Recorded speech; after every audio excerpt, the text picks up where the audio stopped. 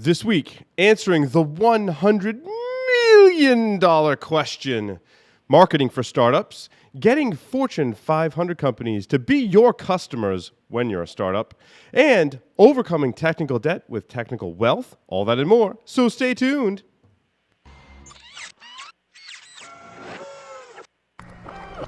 This is a Security Weekly production.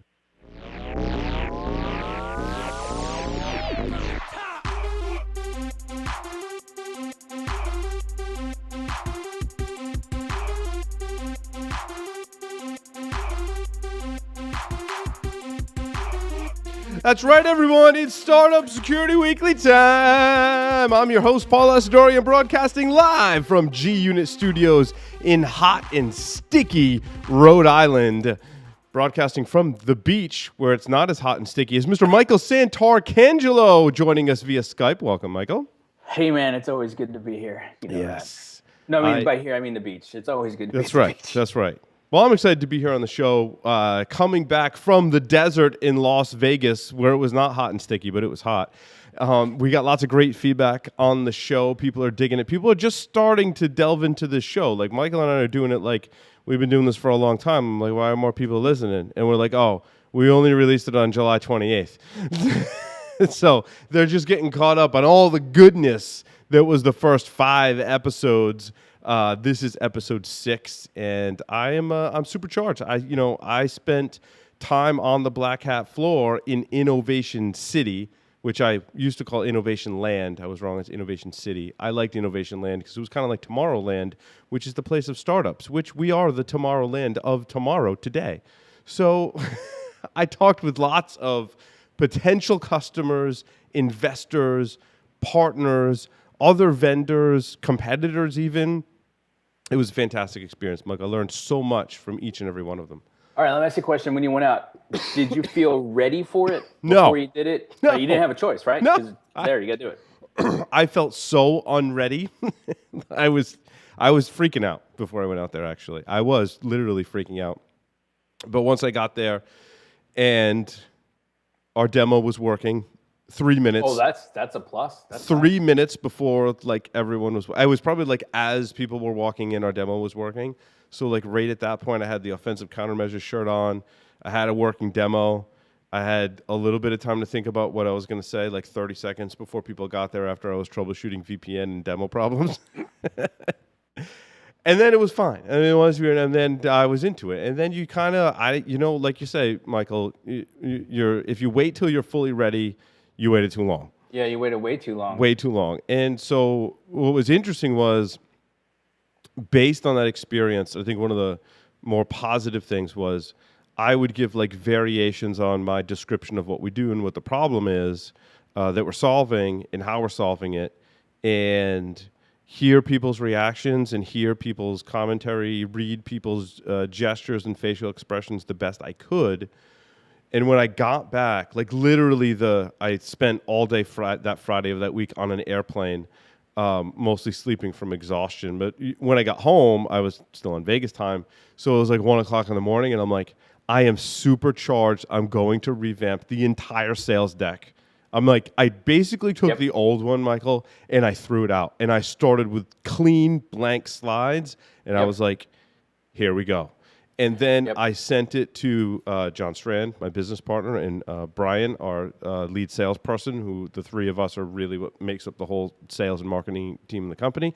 And they were like, holy crap. They're like, that's the best sales deck we've had so far. Yep. I was like, yes. And you know what's great about what you did that I think sometimes people overlook? Look, you can ask me for stuff, but I know you. And you know I'm blunt, but I have a limited viewpoint on how some of this is going to work. And then you can ask some of the other folks that you know. But when you're in an event like that, there are going to be people walking up. They know you. I'm guessing you knew a lot of the folks that were there. Yeah, a lot of the people recognized me from the show. Some of the people were personal friends, right? Investors. Some investors I knew, some I didn't, right? But there's also going to be people walking up going, all right, so I don't know who you are. Prove to me that I should even keep talking to you. Right.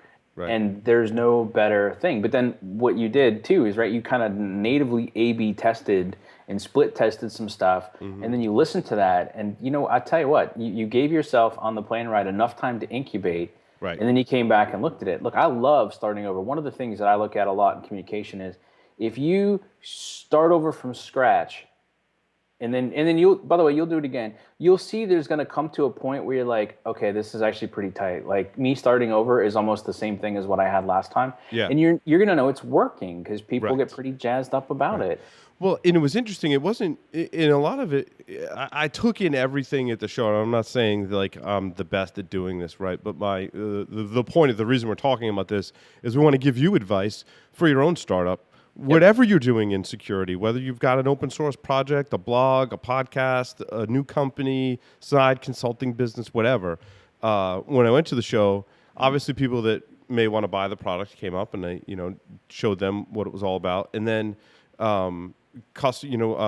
Partners, right? I was kind of identifying like who might we partner with, and I went to every booth, everyone that I could. I can't say I made it to every booth, but this is a collection of like I don't know. There must have been 1,000 vendors there, Michael, and so okay. I mean, I was just going through, and talking to them. I mean, sometimes giving the pitch like, hey, you want to sponsor our show? Like that was certainly part of it too. But in that, I could be like, so like, tell me what you do. Like, I just go up to random people in the booth and totally test them and be like, so tell me what you do, And then I would have loved it if you had said, so what problem do you solve? Yes, exactly. There's only so much time, right? And so you got to cut right to the chase, right? I guess that does cut right to the chase. But so then I'm like, okay, these are potential partners.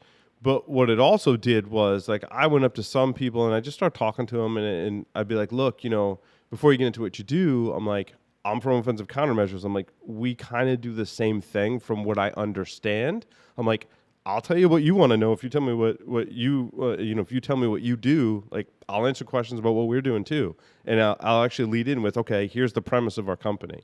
And then they'd be like, yeah, okay, that's kind of similar to what we do. So, like, we do it this way. So I kind of got a lay of the land, and so used that to basically focus the sales, right? Because like where it helped me figure out like where is our niche, right? And sometimes it's just about finding that niche, because what I realized as a startup, I don't have 15 years of research and development behind me, and now have $100 million company that can solve multiple problems for a company. I have less than a year's worth of development, and I got to solve one problem really, really well and carve my niche right away. And then we can maybe grow and start solving some of those other problems. So that was kind of an interesting thing that I learned. And we had some interesting conversations when I came back. I was like, hey, why aren't we doing this?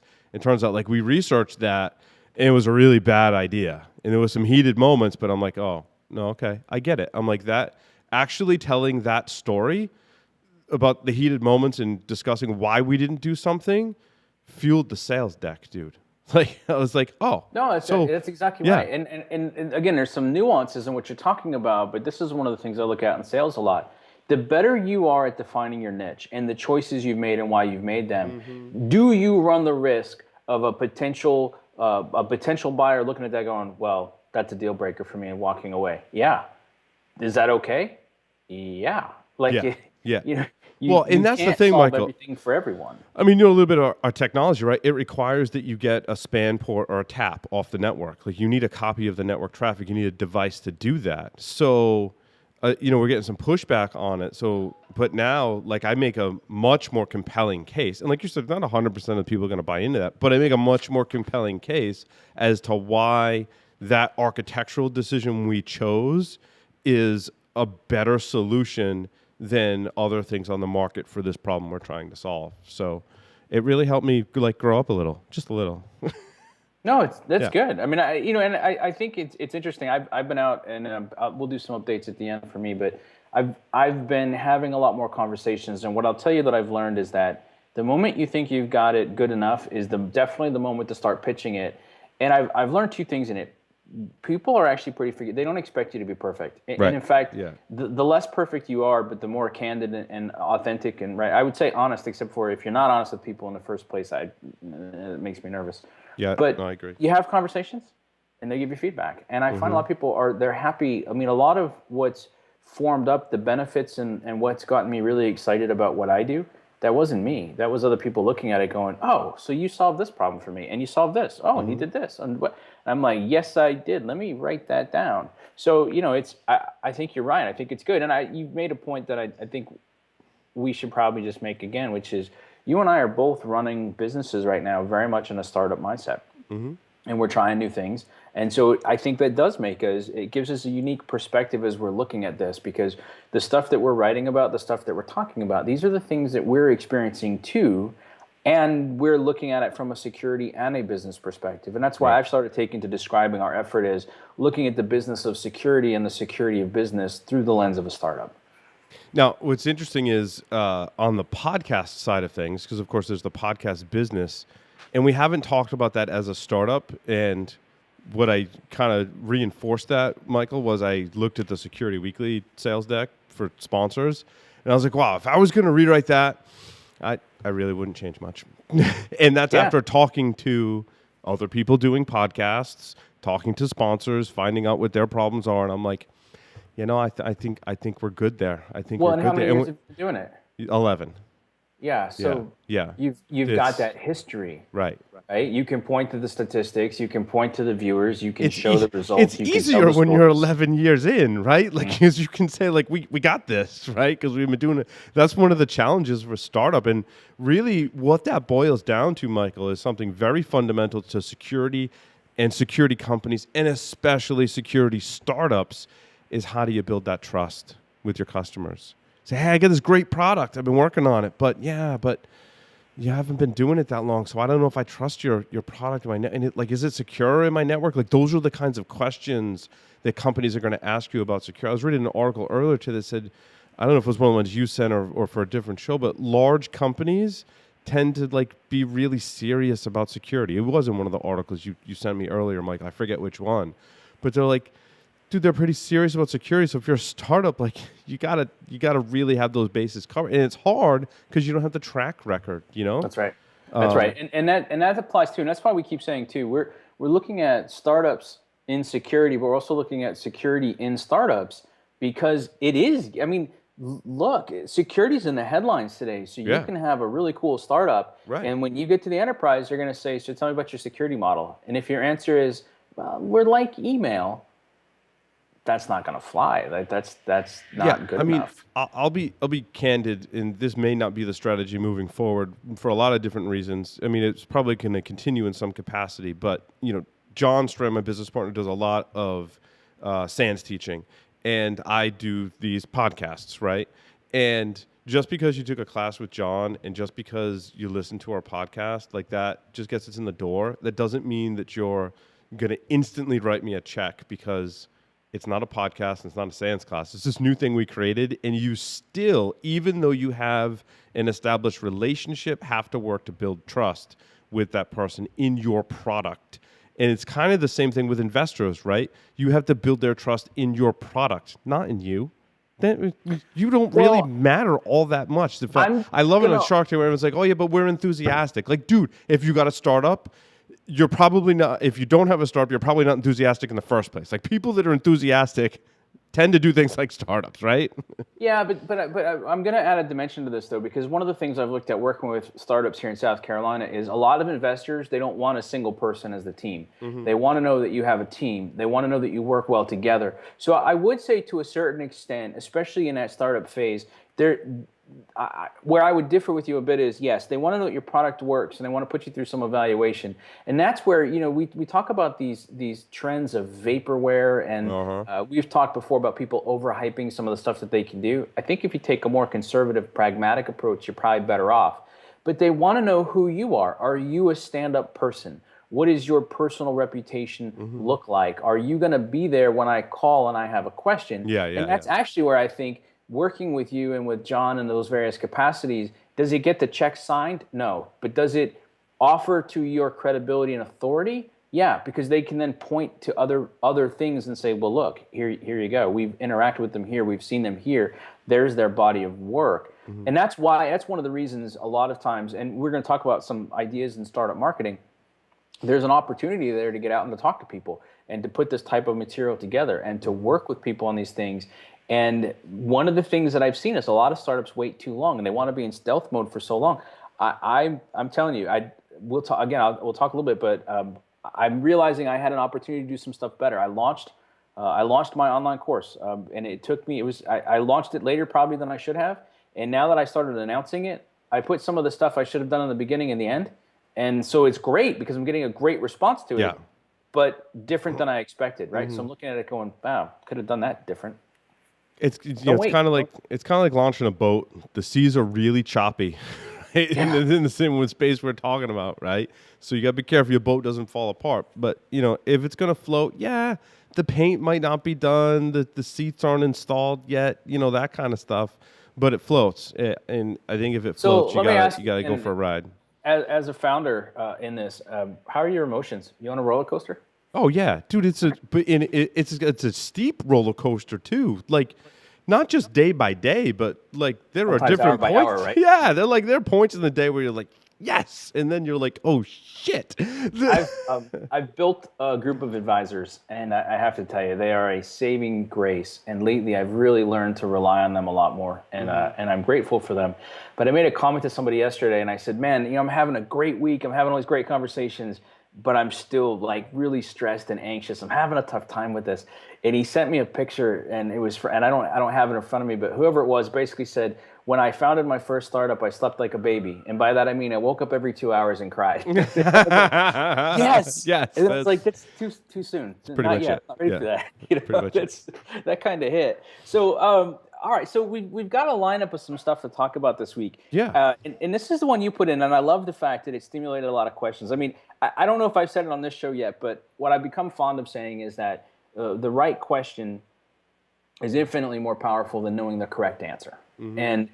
And so what I liked about both this article and the follow-on questions that it prompted in you is, so the headline is, every startup's go-to-market strategy has to answer the $100 million question. Great title, by the way, because I was just searching for like general go-to-market strategy kind of stuff, just to really see like the categories I got to fall in. Like, what are people looking for in a go-to-market strategy? Is every startup, if you're the one involved in doing the pitch, then you're gonna have to use the word go-to-market strategy. As horrible as that sounds, as a technologist and being a programmer since I was 8 and loving technology and still programming and being a nerd, I have to use the term go-to-market strategy. So I'm like, I need, where do I go with this kind of thing? And then I was thinking, Michael, I went to business school, so my degree is actually in computer information systems, in business. So like every degree is a degree in business, like a degree of business in computer information systems is my degree.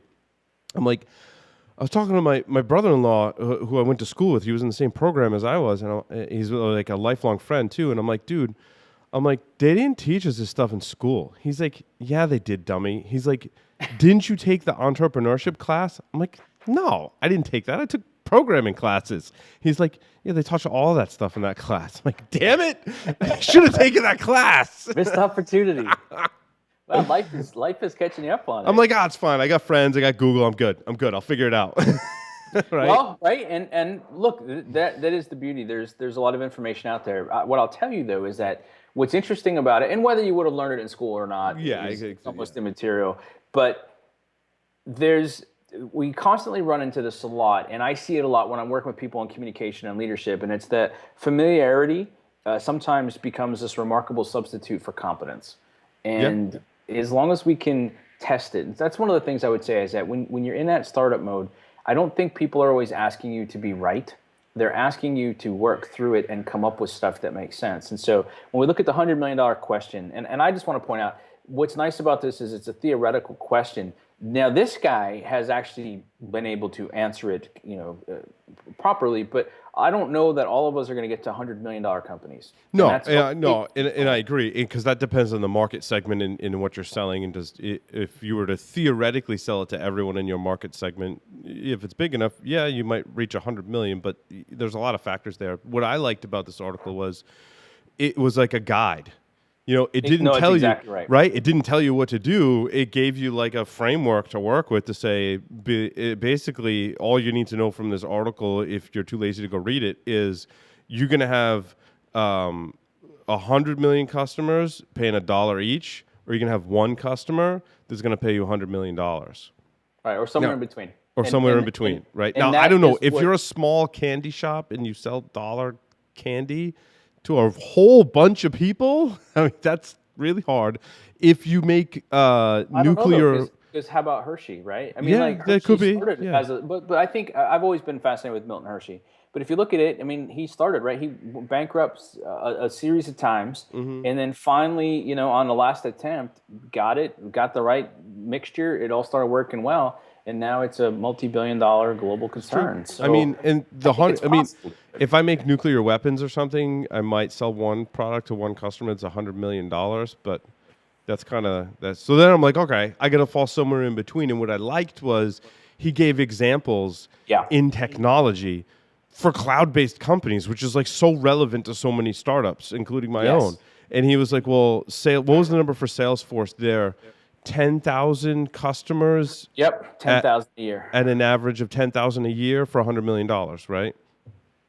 Yep. Which I thought, I'm like, okay, well that's good because now I know like Salesforce's market is pretty big, and they got 10,000 customers paying that. So like, let's think about my market and kind of how I compare, and it helped me kind of price. And I'm like, well, I'm more niche, and it really helped me. That whole guide, like, And really helped me. I'm going to just do a little look ahead here. One of the articles I grabbed out today. I'm fascinated with value and looking at value. Harvard Business Review had two really compelling articles about value and how to do value-based pricing and figure a lot of type of stuff out. Now that we're talking, I'm realizing the two go well. So dial in again with us. Dial in. You see what I did there? Come back with us again in the next episode or two, and I Yeah. guarantee that will be on our docket, and we're going to go look at that a little bit better because that's exactly what you're talking about. And what I like about what you're doing with that question, that's exactly what you're supposed to do. Is you say, okay, so based on the problem that we solve, what is that worth in the enterprise, right? And then we start looking at analogs. Well, what are they paying for it today? What do we think they'll pay? How many customers do they have? I'll tell you, in my own business, I've gone back and forth. I mean, I'm launching this startup course, and I tried to figure out what I thought it was worth. I said, you know what though, I'm just also getting started with it. I'll tell you what, we'll make the price $497. That's a price for a 5-week course that's not terrible, and it means that you don't necessarily have to go to your boss to get approval for it, and you can run with it. We're good to go. Is that the price I'm going to go with when I go forward? No. And it's going to start to work out. And I think that's the other point I wanted to make with this, which is in those early stages when you're rooting around with it, it's going to start to help you figure it out. So this is a good go-to-market thing. This is also a good bigger picture. Think about it. Okay, so I should be able to get to an average customer investment of $15,000 a year, $50,000 a year, $100,000 a year. Cool. But where you are today, that doesn't necessarily mean you come out today and say, okay, so we're not really proven yet, and I can't give you all the stories that you want. And I haven't been around for 11 years, so you should go ahead and give me $25,000 to do this. Those first couple customers, they might be $5,000. But you'll build up to it. And so that's what I like about this in terms of it. What I also like about this too is that not only did he give specifics, he said, okay, so here's what we did at Salesforce, and here's what this other company did, and then here's what happened on my next time around. Right. Totally different model, totally different everything. And I think that was a lot of value to it.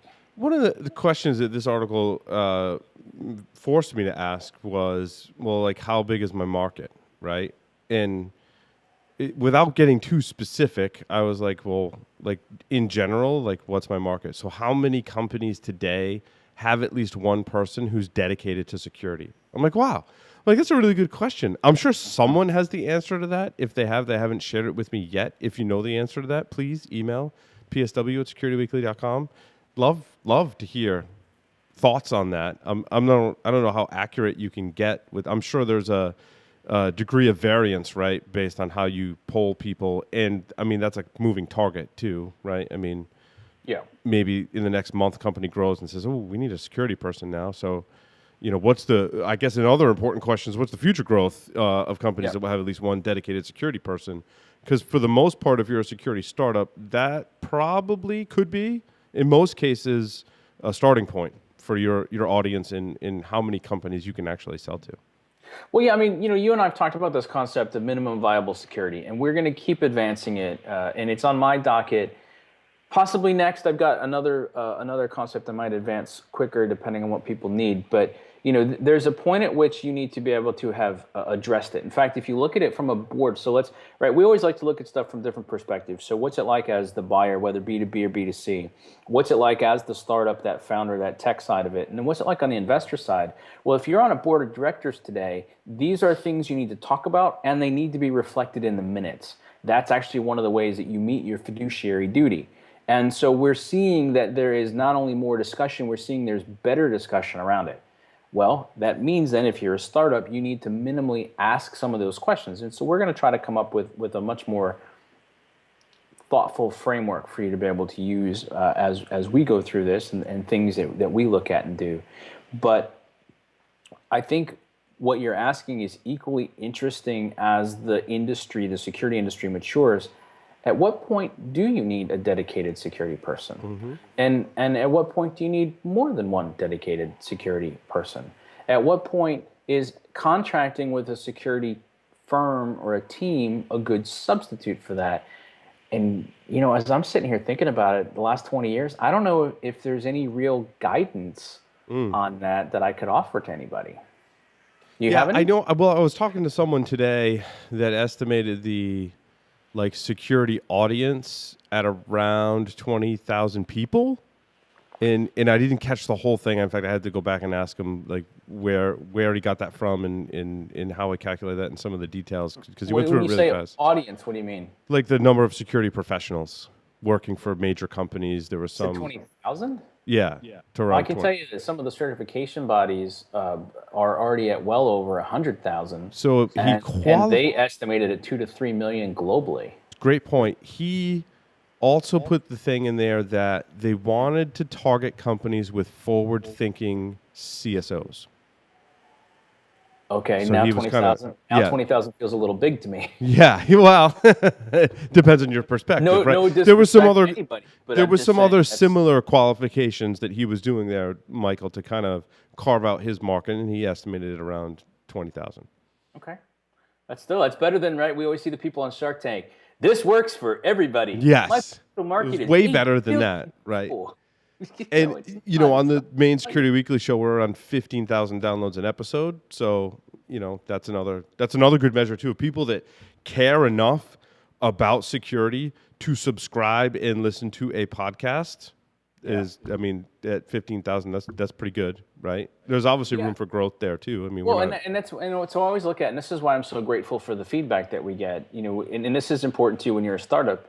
When you put something out there and somebody not only consumes it, but then takes the time to respond to you, I mean, you do get the rants or you get the people pointing out something they didn't like. And frankly, I embrace those too. But man, sometimes it's really nice. And it's always like on a Saturday, you get a message. It's like, hey, I was watching this episode with you and Paul. I got one of those last weekend. I watched the second episode with you and Paul. Man, you guys blew my mind. That really helped. It solved XYZ problem. Thank you. And you're sitting there going, all right. That's really awesome. We did good. But and the reason I'm saying that is less about us feeling good about ourselves, but keep that in mind a lot of times, right? Security feels thankless. And sometimes when you're in a startup, it feels thankless. Remember that sometimes and reach out and thank some of the people around you. And then when somebody thanks you, don't scoff at it. Don't push it off. Take a moment and embrace it and realize you've made an impact. You've done something that somebody likes. You're a startup and you've produced something of value. That's a good thing. One of my other questions, Michael, which I have an answer for. I don't know if it's necessarily the right one. It may be one of the right answers, or it could be completely wrong. But I asked, security is often seen as a cost. So I guess when you're a startup, how do you command the value and help them recognize the ROI based on the price of your product when security is almost always seen as a cost? I know we've talked about this before. And I'm before I go out, I'm actually curious your answer. So some of the technology changes that are happening in security are actually opening up markets as people realize that some solutions just aren't doing it for them. What I'm told is that some organizations are scaling back that solution and then filling it with a less expensive solution, but the company providing that solution is able to command, for them, is a really good price, a higher price, but it's still saving the organization money. And I thought that was a very interesting, and I think there's probably multiple areas as technology evolves. Listen to Enterprise Security Weekly if you want the analysis on all that, right? I don't want to do, we go there, Michael, we'll be talking about that for like the next hour, right? But markets do, what it made me realize is that markets do open up. And like when that happens and how that happens is you need a crystal ball. But as you see that happening, that's an opportunity for a startup to say, well, if you got that problem, you can maybe like downsize here and then like buy our product and in the end be more secure and save money. I mean, that's the ideal situation, right? And I think that does yes and happen. no. So I think there's a couple things to do there, and you're right. We go. I mean, I have a whole tool called the five lenses of value. We definitely don't have time for that now, but I'm always happy to talk about it. Here's what I'd say, quick, looking at it. Yeah, saving money makes sense, but there was a book, I think it was called The Three Rules, and I always get this backwards. They either looked at 25,000 companies over 44 years or 44,000 companies over 25 years, but they basically found two things. If you emphasize benefits over features, and that's rule number one. Rule number two, always focus on making money before you focus on cutting costs. Rule number three is there's no other rules. The successful companies, that's what they did consistently.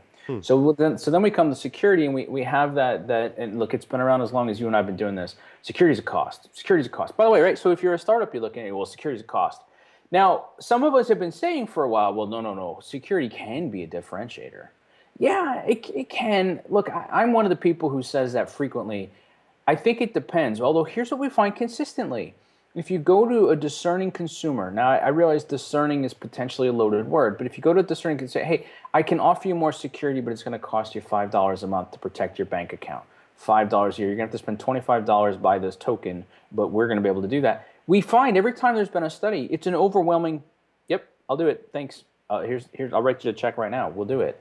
So what I've always looked at is there is a level at which when people understand the situation, choosing between the product that is more secure than the one that isn't does tend to have a higher appeal. And I think, especially right now, in both the business and the consumer market space, the level of conversations now around privacy versus encryption and security, although they are still complex and confusing, what we sometimes forget is that we are advancing those conversations. And I think that sets it up. Now, I heard you say ROI, and I'm guaranteeing you half of the audience cringed and some small percentage threw something. What I always tell people is don't get into ROIs when you're talking about security stuff. But what you did when you pivoted off of that, which is brilliant, so I want to amplify it, is if I can show you how I can increase your capability and free you up, that's great. So you cast it as saving money. That's fine because people will like that, especially if I can show you I can free up budget. But what I like to be able to show you is, hey, what if I could come in and I can reduce the workload of your team. I'm going to reduce your false positives. You're going to go focus on the stuff that's higher value. And these other teams are going to be able to do this stuff. And that frees you up to go focus on these things that ideally make money for the company, that set you apart in the marketplace. Oh, yeah, that's where you can start to do that. So I think the short answer is focus on the value of the investment and how it improves the situation. Don't worry necessarily about we made money, we saved money, we did this. Just go figure out how they're better as a result of you being there, and then try to add some value, some dollar value around that. So we're better, and after the year, look, you're like 3 times better than what you paid. Yeah, no, I like that. It reminded me of something I shared on LinkedIn. I think you saw it. It said something about sell the solution to the problem you solve, not your product.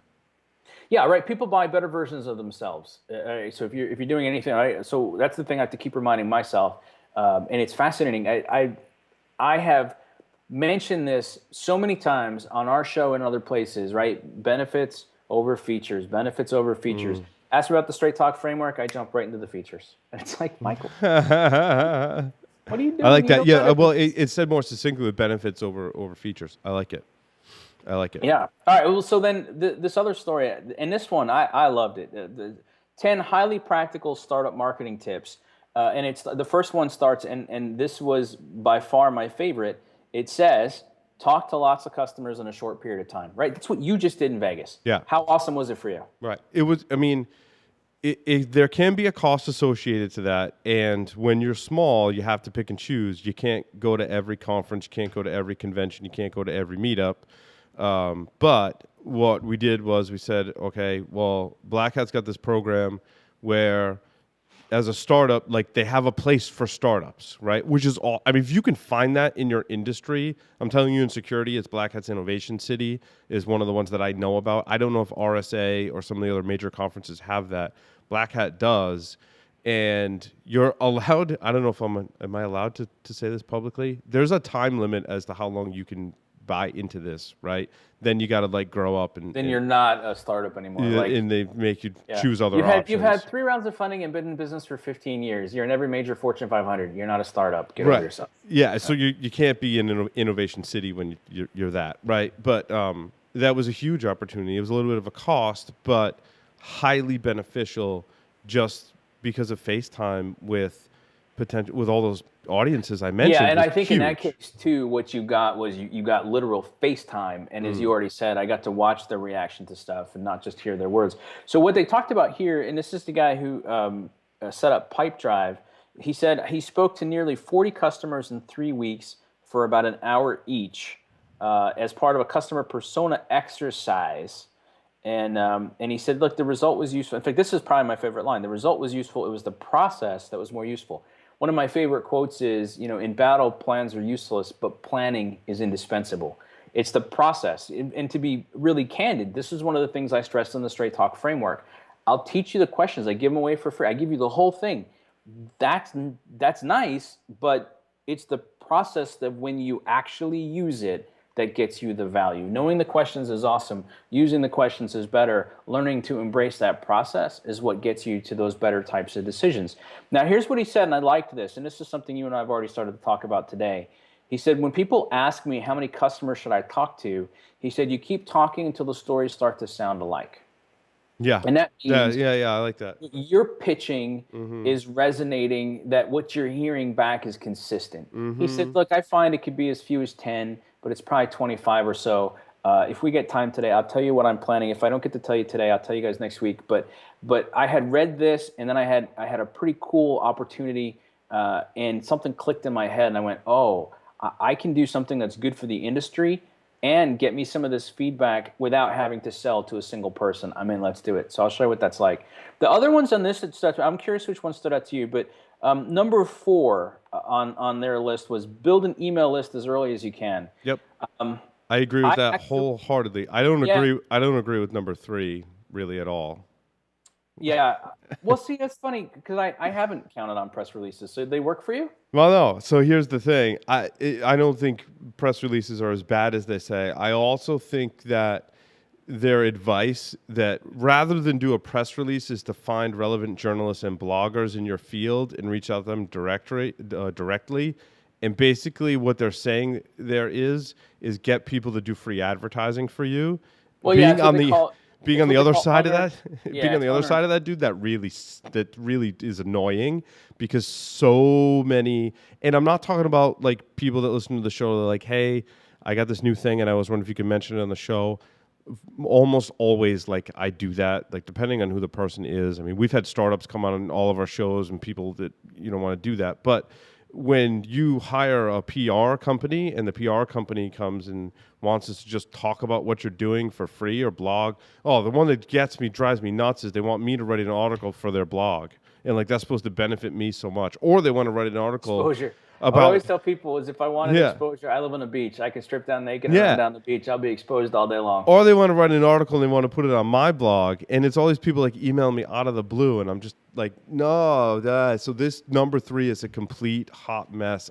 My advice is, look, don't focus on the mechanics of how. If you're trying to promote your company, this is something I learned, 12, 13 years ago. Is if you give something back, people will notice you.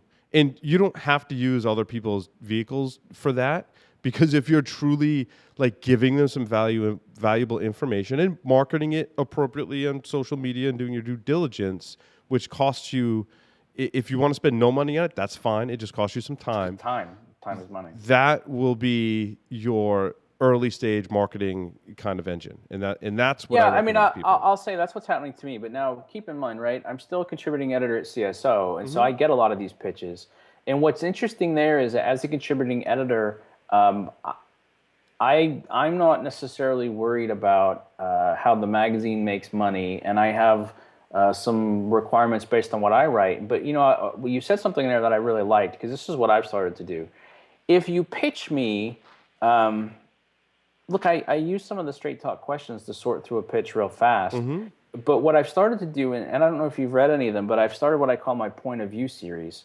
And the way it started was this. I get together with you. I get together with you at a conference. We have great conversations. And we sit around, and I've noticed, we sit around with a couple drinks or even just at lunch and having an iced tea. And these are good conversations. And I started saying, we need more of this. So when somebody comes to me with this rehearsed pitch, let me tell you about my new product and the market we're going to take over. No, I'm not interested. Here, tell me what problem you solve and how you figured that out. And let's go have that conversation. And what I've started doing for people is, if they can capture my interest on a topic with something that in 20 years of this business I've not really heard, I'll give them 25 minutes. And in 25 minutes, if we can come up with 5 questions and whatever I hear back, I'll do the framing of it. Then I let them put it in their own words. And then they give it back to me and we run those. I'll tell you what, I am getting great pitches. Like, I am so much enjoying it because, well, but to your point, I'm not writing for exposure. I'm not writing stuff for their blog. They're not offering to run stuff on my blog. And it's, and I'm using the publication to go find really cool people solving neat problems. And now what started to happen is I'll say, listen, I don't really want marketing speak. They go, good, dude, I love reading your stuff. I don't want it to be marketing. I'm going to go talk about what we do. And and it helps them at some level. So I think that's good. Also, I want to point out that you probably get paid to write for CSO, right? Yeah. And if you're going to people and ask them to write something and you're not paying them, that's kind of unfair. Right. No, and that's I was just trying to point it out differently, right? Like, I know. If somebody came to me and they wanted to do it on my personal blog, I'm not so interested. Well, and here's the here's a little inside baseball, right? Like, companies will come to me and say, well, I want to do an interview or I want to advertise and whatever. And there are some exceptions. Don't get me wrong, but we also have paying sponsors. So, like, why would I can't do for you for free what we do for paying sponsors, because it's just not fair all around. Yeah, but and if I think you come, but when I will do it, Michael, is when the person or even the company comes to me and says, "Hey, we got this free thing, or we got this research that we did that we're giving away for free, and we wrote an article or whatever that you're giving back to the community." Like, yeah, you can come on and talk about that. Absolutely. Actually, that's a really good point. Because, and sometimes people give me crap, and I'm like, no, like, okay, this person's a sponsor, and we talked about their product, but they've got a free version, and oh, by the way, the free version and the commercial version are all open source. So those situations are ones where I'll work with people. I'm like, yeah, because like you're giving, it's a give and take, right? Like, you're giving something back to the community. In exchange, we'll hear about that, and we may have to hear a little bit about products that you want us to buy, but that's okay. Gene Kim explained it to me a long time ago about, that the kind of value thing, right? Like, you're going to give something away for free, which means with the people, stuff, exactly. Well, I mean, I'll be fair, right? And it's funny. I pulled an article on that concept today, and that will show up in the next couple weeks for us to talk about as well. But that's kind of what I'm moving from too. But what's clear for me, and I was so excited when I figured out, is it's not a gimmick. I finally figured out there's a certain number of stuff I give away for free that can start to change the face of the industry with the way we talk about stuff. I'm happy to give that away for free. And some number of people will see that and realize that there's more and they want more. And those are great. Those are the people I want to work with. And so we'll talk about some of the other benefits and some of the ways that works out. But, I think the thing, too, to keep in mind is that there's people that run podcasts and there's people that run blogs, but you can tell that they don't it's much more of a passing hobby for them when they do it versus you have a whole team. You've got a group that focuses on this, and you produce high quality stuff. You do it week in and week out, and that there's a value to that. And it's sometimes we're still new with social media and all these other types of things, and it's just interesting to kind of figure that out. Look, that list has a whole bunch of other stuff that I think is really good, but I wanted Yeah, to talk one of the about. ones that I just want to recommend really quick Yeah. is they recommend to start paid marketing early. I do agree with that. I mean, your booth is going to cost you a little money. I do want to say if you're going to do advertising, I think one of my, and I don't know how you feel about this, Michael, and this is preference, but I think Facebook advertising is really good because it's such a large ecosystem and you can tune your ads specifically. And even when you do that, it's still a really large audience. It may not work for everyone, but I've tried, advertising with Google in my Security Weekly business, not my startup, but so like I've tried these things before, like Google, I've tried Twitter, I've tried, banner advertising, a bunch of different things. Reddit is one that I have not tried that I need to get back to. That's actually a really low cost way to reach a lot of people. So those are some lower cost things. So you don't have to spend a lot of money on Facebook either, but you'll notice you'll start getting a lot more traction, and it'll start increasing your organic growth if you pay for some. Even if you don't keep doing it, you can still increase. So your what's organic. interesting? This is an area that I have been delinquent, and I'll be candid. One of the things that's been a challenge is that I've run my own company for a while, but for a long time it was, what do you need me to do? I'm going to come help out with that. And I didn't have anything defined. I didn't have any defined products or any real clear niche. Now that I do, and now that I have, I've got a one-day program I can do with people, and I've got this executive course, and I've got some other things planned. I'm going to have to ask you for advice. But, like when you said Facebook, my first instinct was, why not LinkedIn? And so, it's going to be curious. So I'll tell you what, when I get to it, we'll do it, and we'll do it publicly. We'll share people with the results. I'll show them, and we'll benchmark. We'll benchmark stuff against each other. Yeah, I haven't done LinkedIn yet. I mean, just it's some advice for startups out there, or even if you're in security and you're promoting any kind of idea or just trying to network. I've found that organically in LinkedIn, like I still think I'm doing okay. But you bring up a great point. Like, what if I were to give that a boost with some money, right? It would depend on how much money and what's the value. But I'm certainly not opposed to that either. I think that's I'm taking notes. Yeah, well, and it's funny because I'm doing the same thing. Because what I got from you was if you boost it a little bit, that tends to benefit everything else that you're doing. And I went, oh, that's actually not a bad idea at all. Okay, there's some lessons there that we can. Facebook will actually rank you. Here's some more inside baseball. Facebook will rank you higher if you publish a link to an article on your website. When people click that, they take note of how much time people spend reading that article. The longer people spend, the higher that's going to go up in Facebook's feed and the more views you're going to get. So that's just like one of the things. So when you pay for that, you get boosted higher, but more people are learning about your site. So like the next time you post, maybe you don't boost, but like some people spend some time reading it, you're going to get organically that boost. So just some marketing. I worked in marketing, marketing tips.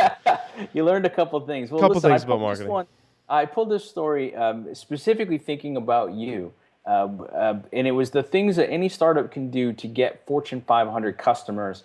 And there's a couple of reasons I wanted to point this out because I think it does benefit you, but I also think it's got a broader play to it. And I wanted your take on it. Here's the too long didn't read. It's the cloud, stupid. Like what they basically said is enterprises were slow to adopt cloud. They were slow to adopt mobility, and whoa, they are making up for lost time. But then it says, so as they're going to do this, that means that security is top of the list. They're asking security questions because everybody goes, "Oh, cloud, security. That's not secure. I need more security stuff." Right? So if you've got the ability to do that. Now, one of the things I've written about a lot that I am really excited about is that it's what we call the forcing function of the cloud. The number of things we've had to figure out in the cloud, because it is not the same. Running something in the cloud is not the same as running it in your data center. And setting up and running a cloud service is not the same as running it as on-premise, right? Are you finding that with your stuff? Say that again? Running something in the cloud and offering it as a service is different than running it on-premise in a dedicated device. It's completely different. And most companies I talk to at various stages of like brand new startup to almost like $100 million companies in security all tell me the same story. Slightly different numbers, but pretty much the same story. There's a percentage of customers that absolutely refuse to do anything in the cloud and they want all their security solutions on premise. There are some that have to get like approval for it, and then there are some that just want it in the cloud. And the ones that want it in the cloud tend to be smaller clients. Also, the story I'm hearing from Fortune 1000, 2000 companies is I'm like, when I talk to them about security, just in a general advisory role, I'm not selling them anything. I'm just answering some questions for them about security. I say, well, you should really look at the cloud and doing DevOps and being more like that rather than trying to patch all your in-house stuff. Like, it's actually easier to do it in the cloud. And almost all of them say, yes, we have an ongoing project in our IT department where we're starting to move everything to the cloud, but they've got, I don't know, 50, 100,000 employees. Think about how much IT infrastructure you need to support that, plus run the business. That just, you can't just like flip a switch one day and be like, oh, we're in the cloud. Like, that takes years to move all that stuff. So yeah, and so let's just be upfront with people again here too. Is that this is the space you and I have played in for 2 decades. It's an area that we really look at, whether it's the communication, the architecture, the delivery. I know I spent a lot of time around leadership and communication. I'm still a practitioner first and a practitioner at heart. If you're watching this and you've got questions, this is the type of feedback that we love, and we will tackle it for you. So how to think about this or how to lead with it. Clearly, if you're a security startup, you've got an opportunity here. Mm-hmm. But if you're a startup that can address any of these types of issues, you too have an opportunity here. Mm-hmm. But you're going to have to be able to show somebody that you were able to address their security concerns. You know, the other thing that came up on this list that I thought was interesting was it talked about identity and access management again. I've got experience in that field, and I've played with it not deeply now for maybe a decade or so, but what I think is fascinating is that the cloud is giving us the opportunity to deal with stuff, right? And we'll talk about technical debt in a minute. Is to deal with stuff that we never really got right. Whether the technology didn't exist or our understanding of it wasn't right, we're getting a second go around here. And I think these are the things that start to put it together. I'm going to point out one of the emerging trends, Michael, is that privileged identity management. It seems to be really hotter than we talked about it. I don't know. We were talking about it 6 months ago or whatever, even longer. And like from that time until now, and especially being on the Black Hat floor, like, and doing Enterprise Security Weekly, I'm like, wow, like there's a handful of companies that I'm like, it's really turning around. I think cloud is one of those things. I think as our networks grow, and certainly the challenges people have with security, that technology coupled with some other technologies can really help people. Is what I'm seeing. It's sort of a trend even further away from doing some of the more traditional things and doing some of this new stuff. Is privileged identity management, user behavior analytics. That whole field. And I got to tell you, really emerging. That I've taken some briefings with that have really impressed me with what they're able to do, and I know they're just getting started. But one of the after the show, we're gonna have to compare notes. Okay. Yeah. No, I look forward to it. So here's the thing, though. I picked up 2 things I thought were interesting. One is it said, you know, you want to, if you're trying to break in, so you're that startup and you're going to those established companies, what you want to do is you want to differentiate, and it said this, and so I'm gonna contrast this. You want to differentiate your feature set, and then you want to focus on your value proposition. And I think that's important because you and I just got done saying, no, it's benefits over features. It's benefits over features. And so the way I take this, the way I'm looking at it is, and I'm curious if this is how you guys are approaching some of it, is what's the problem you're trying to solve, right? I know it's my question. Okay, let me show you how I can do that a different way. We're almost going to have to drink every time we say that now. We're gonna be drunk. We could be crunk up in this place. I use that more and more now, Michael. You really had a profound effect on me. Well, I got an update too. I'm gonna change the second question from how tall do we need to be to ride the ride, because it's just confusing enough people. That's gonna be a qualifying element to it. Mm-hmm. We're gonna change it to are we ready? Yeah. Or something. Yeah, that's easier. Yeah. Yeah, no, people like it better. Well, so here's the other thing it said then too. People are gonna want the metrics. And look, I spent a lot of time looking at measurement, and I know it's that bugaboo. It's people are like, well, how do we measure? I mean, how do we measure? Like, what do we do? What I'm suggesting is if you're in a startup today, think about how to measure it. And we always say this word metrics. Don't get hung up on metrics, because metrics get to counting really fast. And here's the question I like to ask, and the sorting part to it. If I go with your product and I implement it, what can I measure? How will I know that it's working as intended?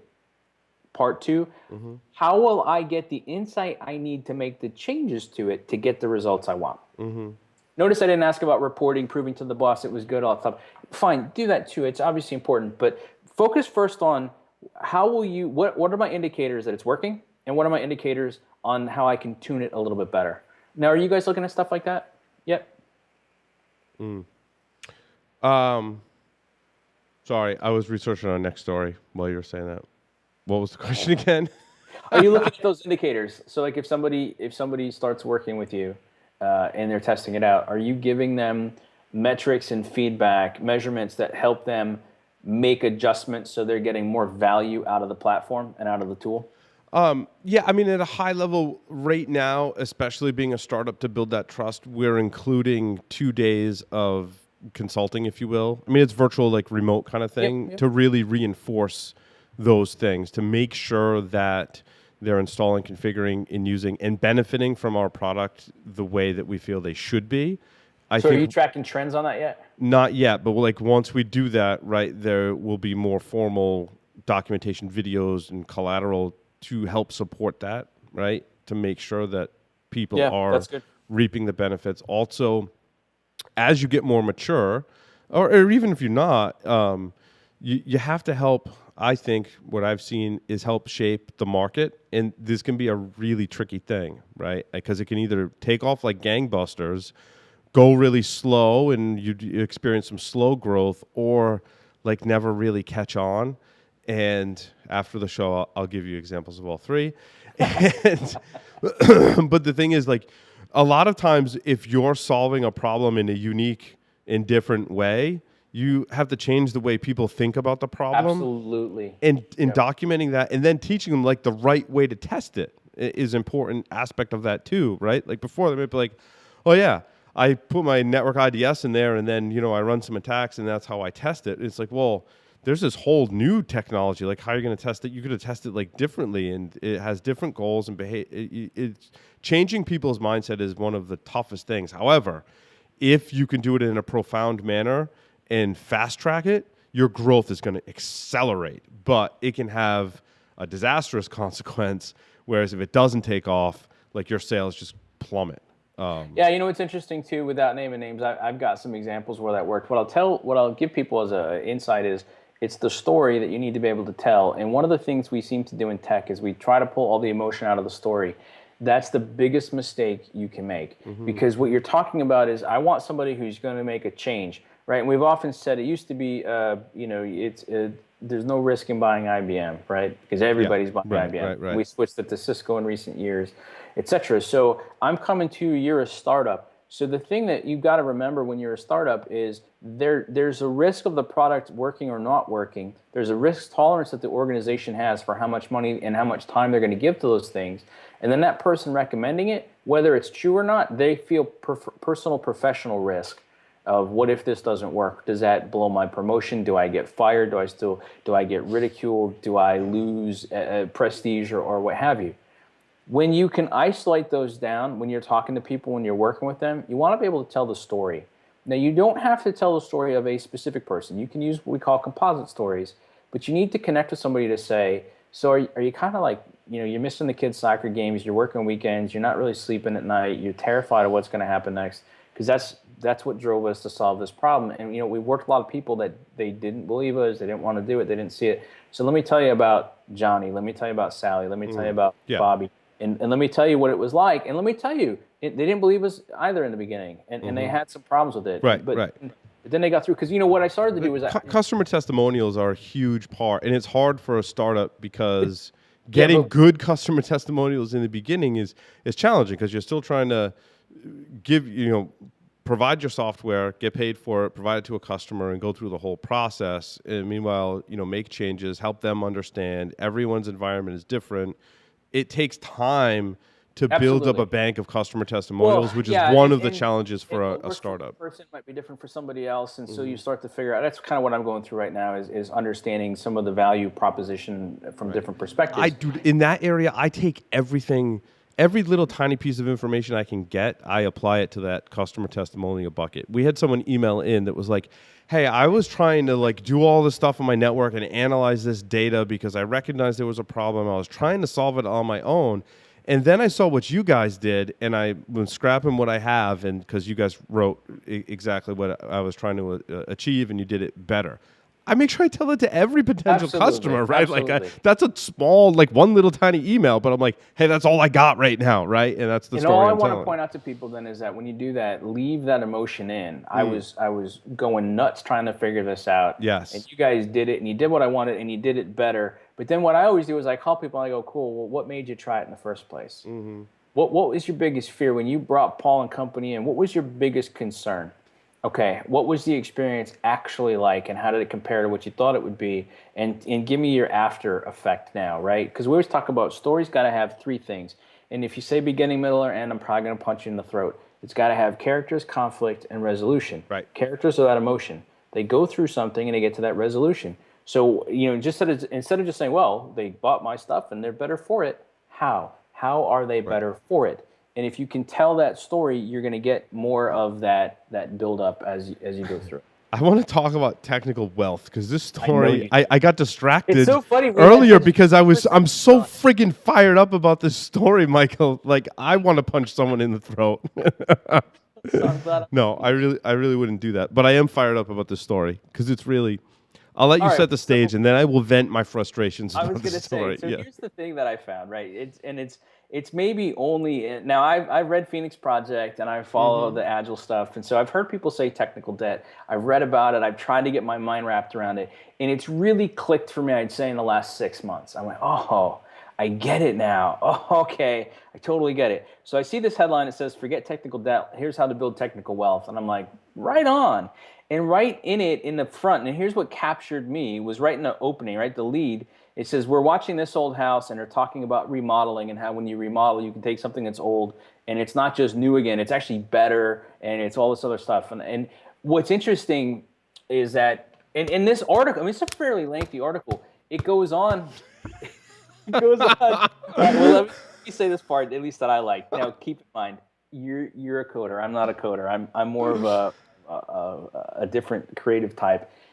I have recently gone through files and files and files on my computer, tons of printed out materials, stuff stored in all sorts of different places, to realize I had really good snippets in a lot of places, and I was carrying a lot of junk and baggage, and that was really slowing me down. And I took probably a week, and I culled a lot of it. I went through stuff, I recategorized it, I put it back together, and I was like, No, and that's good. But with this, all the stuff I'm changing. what this is talking about is software, and let's address this whole house thing, which is completely ridiculous because many people, and this is an analogy, will spend more time preserving and remodeling their house when they could have just went and bought a new house, which would be so much nicer, bigger, with more modern, and maybe cost you less money, right? In the long run, it may give you a better location. Like that in and of itself is flawed. Let me make one more comment that I thought that they said that also spoke to me. Was they said, when you're maintaining your house or you're upgrading a house, there's things you do that are small. I bought a new rug, I put a paint of coat on the walls or whatever. And then there's things that you do that are big. I'm upgrading the wiring, I'm changing the whatever. And so I looked at that and I went, oh, that's a neat way to think about the debt, and it's a neat way to look at it and say, if I buy this thing at this price and I put this money and time into it, right, house flipping, I can sell it for a lot more, and so I can take technical debt and I can turn it into technical wealth. I liked it conceptually. However, yeah. Well, on the execution side, let's get away from the house thing. Basically, they're saying you should just go clean up old code, right? And some of the examples they give, and this is where I completely flipped my lid, was they said the most important artifact in code is well organized, intention revealing, clean code. They give an example. If you name a variable with the generic terms like foo or bar, you might come back 6 months later and have no idea what that variable is for. But the thing that gets me is they're pitching this like it's something new or exciting that everyone should be doing. And before the show, I was telling Michael, there was a book written in a long time ago. In fact, in 1993. Was it written before you were born, Paul? No. I was in junior high school. But no, high school rather. And it was written by Steve McConnell, who, guess where he worked? Microsoft. it was. I don't know if he worked for Microsoft, but it was published by Microsoft Press, right? Yeah. This book, basically in 1993, says how to write code better than what this article recommends, and did it however many years ago that was, and also told you how to write code way better. So much so they did a second edition. The reason that I'm so fired up is because when I was learning programming, programmer, his name was Joseph. It was awesome, funny guy. But when he was looking over my shoulder and I was learning to program, he wasn't so nice, right? And he was like, no, that is not a comment, right? And he's like, you have to describe what your code is doing, not just say what the commands are used for, right? Like you have to, and he's like, that variable name sucks, so I'd rename it. He's like, well, that one sucks too. He's like, call it what it is, right? So those concepts have been around probably before 1993, but this book fair, code they're not executed very well. Yeah, and nobody. Yeah, like I said to Michael before, if everyone read code complete and did everything it said, we'd be in so much better shape, software security wise. We would have much less legacy applications and technical debt. They actually did a second edition of the book, which I'm thinking of picking up, because it really helped me think about how you program. Now, when I write my own crappy scripts today, yeah, I know I'm violating what Joseph used to tell me, and he made me read this book. He's like, I'm not teaching you anymore until you go start reading this book, right? And those kinds of people are important as mentors, which is a totally different subject. But getting back to this article, the things they talked about when you make a commit into software and to put something descriptive in there, these are all things we should already be know and do. The reason that we didn't do them is probably more interesting to look at than the actual execution itself. And I think that's one of the things in software security that always screws software security is the factors that contribute to bad code, right? There's a lot of different factors. I think you're accurate. And one of which is pressure. Pressure from the business is probably number one, right? Absolutely. And by the way, let's give them. I'm going to let them off the hook and play contrarian here for a second. The business keeps telling us first mover advantage, second mover fast advantage is they can show us time and time again. And we keep saying, well, but if it's not secure, you're going to get screwed. Where? Show me where that is, because we have so few of those examples. And the ones we try to use, if somebody else tells me about the Target CEO and doesn't point out failed expansion into Canada and polar vortex, then we're doing ourselves a disservice. So I get that side to it, but we're moving fast. By the way, that's actually kind of why I liked this article. So you're right. I definitely looked at this at a much higher level, and I looked at it as saying, stop thinking about all of this stuff in this narrow-minded, get it out the door and you're going to go. Yeah. Start thinking about it as you're going to live with this for a really long time. Right. Knowing that you're going to live with this for a long time, would you do it differently? Would you invest that time? And if you do, what you're going to find is over time, you will move faster and you can scale bigger and you will be better off for it. And they call that technical wealth. But that's a constant moving pendulum for the startup or any software company, right? Because sometimes you're like, yeah, we got to get it out, and we know it might cost us a little down the road, but that's where an executive or manager has to make really hard decisions. Anyone who's been involved with a software company has likely, whether you've known it or not, been involved in those decisions of first to market versus resilient and maintainable, right? Well, and as we talk about software vulnerabilities every week on one of our other shows, first to market is winning still, especially in the IoT space, now, right? One of the things, though, that I think is fair to point out, and I don't have any references in front of me to grab at, but I have over the years looked at studies that say, if you build security into the process, which is, I know it's a fond thing of saying, but if you're new to this and you're looking at it from a startup perspective, here's what we can offer you. If you think about some of these things, whether you call it technical debt or otherwise, and you think about how to integrate security into your testing and how to integrate it into your business requirements, and you make it a partner in the process, not a phase gate, not a stop gate, not a whatever. What we tend to see is you build better code faster with less defects, which means there's less bugs to fix, which means it's cheaper to maintain, and ideally your security is higher, although right.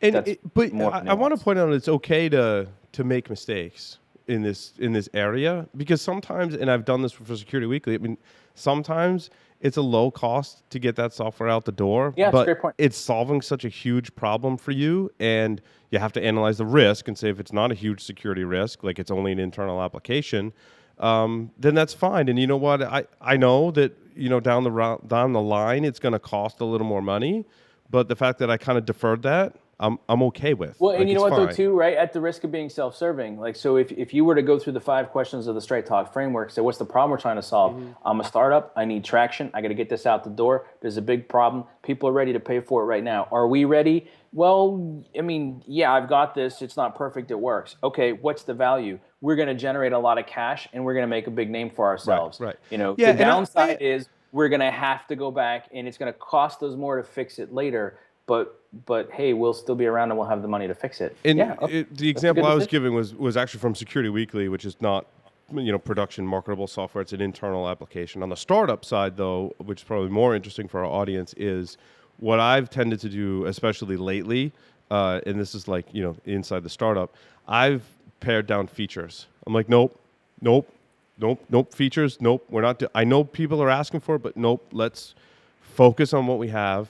Because in my opinion right now, we're solving enough problems for people with what we have that we can go to market. And we can sneak preview version 1. You can always we're add going to have version later. right. And what have we talked about this whole episode? You can add stuff later based on what the customers actually need, what they're willing to pay for, and you're going to have all of that. I know we're running out of time. I feel like we're not complete if we don't talk about IoT properly. All I did was I found this interesting article. We're going to make it really fast. We'll obviously link to it. It just says that the smartphone use is eating into IoT's $3 trillion future. By the way, it's reducing it by 300 million. And what they're saying is, okay, we got it wrong. We didn't realize all the capacity and all the capabilities that smartphones would have. Our bad. That means we're not going to need as many gadgets and other things because a smartphone can do a lot of it. Here's my takeaway from it. I'm curious if yours is different. Just go solve problems. Like, if you want to come out and be like, I'm an Internet of Things company, I've solved a problem. Here's how we're able to solve it, and this is how we've thought about it. I think those companies are going to continue to flourish and do well, whether you're classic IoT or you're part of it or you're not part of it at all. Thoughts? Do they call it like your customer's barrier to entry, right? I think that really plays into it, and I think of it in my own home and using IoT. Okay, that's right? an interesting point. If you solve a big enough problem for me at a good price, if my barrier to entry into that is kind of high, like I got to replace all the locks in my house, or I got to run wires in my walls, like if I got to do a bunch of work basically to get that solution that it solves a problem, the problem you're solving has got to be pretty big. And like it has to cost maybe a little less than I would expect because there's some work on my end. You know what I mean? It's like 4K TVs. Like, yeah, okay, you can tell me a nice brand new 4K TV, but that means I can't use my wireless HDMI solutions. I'm gonna have to replace that. I have is gonna bother to work on. I gotta buy a new DVD player. I gotta buy a new Roku. Here's the upside. Here's what I just heard from you that I hadn't previously considered. It means then that if you've got one of these IoT style solutions, don't worry about whether the marketplace got bigger or smaller as a result of this. What you need to think about is exactly right. It's that barrier to entry and what's your user experience, your ease of use. Do you work on my Android phone or do you work on my iPhone? Yes. Then frankly, I'm probably more likely to look at you because we know people carry their phones with them everywhere in the house. We can control more stuff from it. We're better off. We'll lament the security of that later. But from a startup side, that's where it goes. And I think if you're an IoT solution for the home, you have to have a play in the smartphone. You have to. I mean, most of the devices I've got. That's almost table stakes at this point.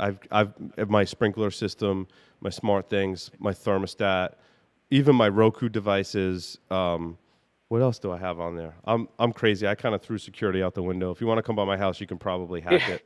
Come by, hang out. Oh, my doorbell ring. Your ring? Right. I've got the Philips Hue light bulbs in there as well, which are awesome. Oh, the Hue Bloom. The bloom is awesome. You can change the colors. So like in Halloween time, it's orange. Christmas time, it's red. It's freaking awesome. Sonos is another one. I mean, people don't think of that as an IoT play. I mean, their cost is high, but I tell you what, their security. The value is pretty awesome. The last time I looked at their security, it sucked. But the value is good. The value is good around the house. It's easy to use, and being an audiophile, the sound quality is absolutely phenomenal, which is why I think they've commanded this higher price in the market for so long. People are like, yeah, Sonos is expensive, but I bought one because, hey, I just, it comes on my network and it was easy and it sounds awesome. That's like their number one selling features. It sounds awesome and it's this new fangled thing that's wireless and all that stuff. So, yeah. Hey, I know we always like to finish with our journeys. I think we peppered a lot of stuff. Let me tease people with part of what we talked about in the marketing. I've got a program that I'm going to release in about a week or two, probably 2 weeks. So we'll talk about it then. But it's going to be one of those things that I think is going to be useful and is exciting to people. It's going to get those conversations started. It's going to give me some feedback, and that's it. There's no ulterior motive to it. So I'm excited, and we'll share that. And I'll share that process and why I'm thinking about it, and I always welcome the feedback on it. But I will say this. I've started up the executive course. I've got a lot of good conversations on it. It was going to start on Tuesday, but about the time you're watching this, if you still want to get in on it, I'll let you in. If you're in a startup or you want to look at some of the Straight Talk stuff and learn how to use that better to figure out some of these things we've been talking about, the launch course is open. So it's nice. If you want to come learn with me, I'd be happy to do it. John Strait and I have worked together for a long time and had the vision to do what we're doing today for quite some time as well. We're at a point now where if you want to hear my new sales pitch, and I know no one really wants to hear a sale. I mean, some people want to. No, I do, yeah. But if you want to see what John and I are doing, you want to see a demo of version 1, contact me, Paul at offensivecountermeasures.com. Send me an email. We'll set up a time to chat. I'd love to run it by you. Whoever you are, if you're listening to the show, you're definitely someone that I want your opinion. If nothing else, I want your opinion on what we're doing and to evaluate what we have so far. So, yeah. I love it. We think we're solving a good problem or bad problem in security in a good way. So, yeah, tell me if you agree or not. Yeah, we need to sit down, Michael. I need to give you the No, I'm looking forward to it, man. Yeah. No, I'm looking forward to it. And I love the fact that you guys had the little onesies. I saw those make the rounds. Yeah, so a listener made that for me. And now we're going to print more. He just made one like out of the blue, and I hung it up in the booth, and everyone came by the booth and was like, "Hey, are you guys giving those away? Where can I get one?" I'm like, yep. So what we told people was our Genius marketing staff was like, well, if you follow us on Twitter, we're going to do a contest and give some away on Twitter. So we gained Twitter followers. So I got to send that dude something really nice that made that onesie for me. So that's awesome. That's really cool. Thanks everyone for listening and watching to Startup Security Weekly. We'll see everyone next week.